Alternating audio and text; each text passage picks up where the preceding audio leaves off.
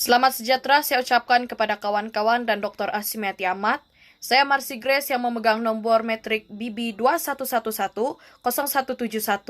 Dalam video ini saya akan membuat sedikit ulasan berkenaan dengan cerpen yang telah saya baca yang bertajuk Puaka Pak Jaha. Cerpen ini merupakan sebuah cerita pendek yang ditulis oleh Nadia Han yang pertama kalinya diterbitkan di dalam sebuah akhbar.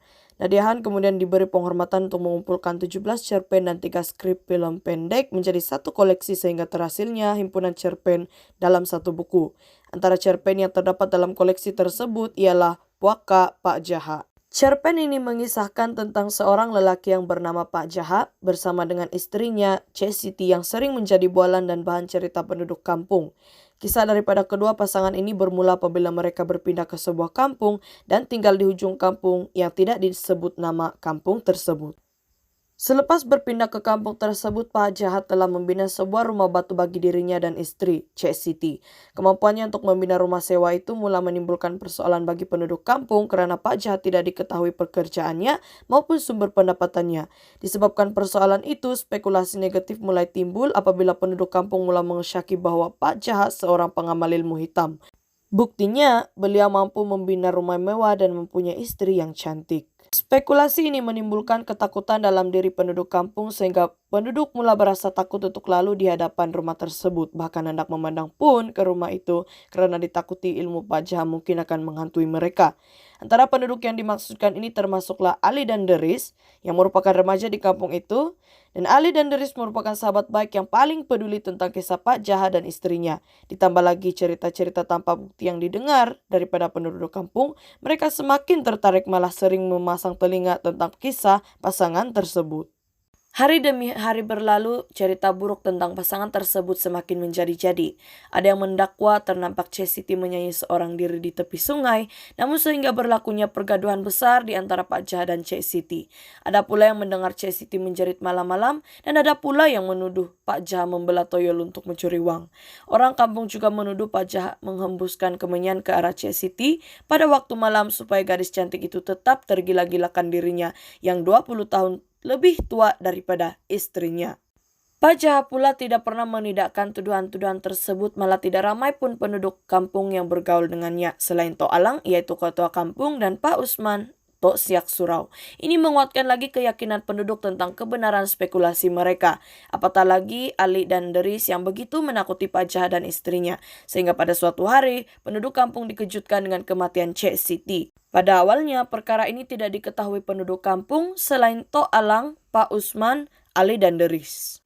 Mengikori Tok Alang dan Pak Usman ke rumah yang paling ditakuti kedua remaja itu, mereka melihat mayat Cek Siti yang terbujur kaku di atas katil. Wajahnya yang tak ubah seperti hantu sangat menakutkan mereka. Perbualan orang dewasa yang dicuri-curi dengar oleh kedua remaja itu menimbulkan lebih banyak persoalan apabila Cek Siti dikatakan mengadu sakit perut dan Pak Jaha perasan air kencing Cek Siti yang berwarna hitam. Tidak memahami perbualan mereka, Ali dan Deris masih tidak memahami punca sebenar kematian dan kisah sebenar Pak Jaha sehinggalah Pak Jaha berpindah selepas kematian istrinya. Tahun demi tahun berlalu, Ali dan Deris pun kembali ke kampung halaman selepas majelis graduasi mereka.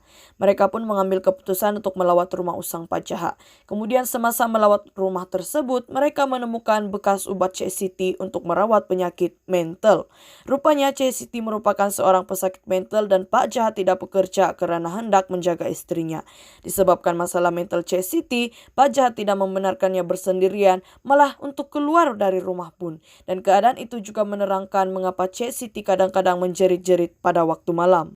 Akhirnya persoalan tentang puaka Pak Jaha pun terjawab. Cek Siti meninggal karena termakan naftalena, obat ngengat dalam jumlah yang banyak. Ali dan Deris begitu kagum dengan Pak Jaha karena demi menjaga nama baik istrinya, Pak Jaha langsung tidak memberi sebarang jawaban atau tindakan terhadap fitnah dan tuduhan orang kampung.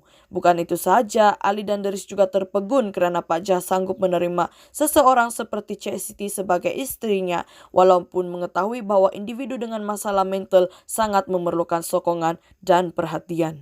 Bagi saya secara pribadi, cerpen ini merupakan satu karya yang luar biasa karena berjaya menarik perhatian seorang yang bukan ulat buku seperti saya untuk menghabiskan karya ini. Antara sebab mengapa saya sendiri tertarik dengan cerita ataupun cerpen Puaka Pak Jaha ini karena setiap situasi yang digambarkan di dalam cerita tersebut dapat dikaitkan di dalam kehidupan seseorang, di mana setiap orang itu akan terpaksa berhadapan dengan pandangan ataupun cerita-cerita daripada orang sekeliling. Dan saya juga belajar bahwa tidak seharusnya kita melabelkan ataupun menandakan hidup seseorang itu tanpa sebarang bukti yang kukuh. Berdasarkan cerpen ini, saya telah mendapat beberapa pengajaran. Pertama, jangan cepat bersangka buruk dengan orang karena setiap orang mempunyai kisah tersendiri. Kedua, tak pasti, jangan kongsi. Karena berkongsi cerita yang tidak pasti mungkin akan merosakkan nama baik orang.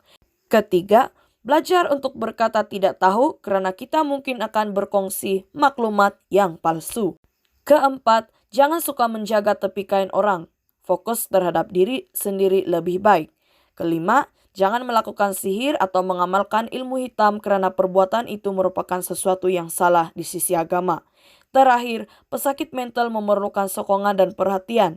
Stigma terhadap pesakit mental perlu dimusnahkan dalam kalangan masyarakat. Demikian sahaja ulasan cerpen daripada saya. Sekian dan terima kasih.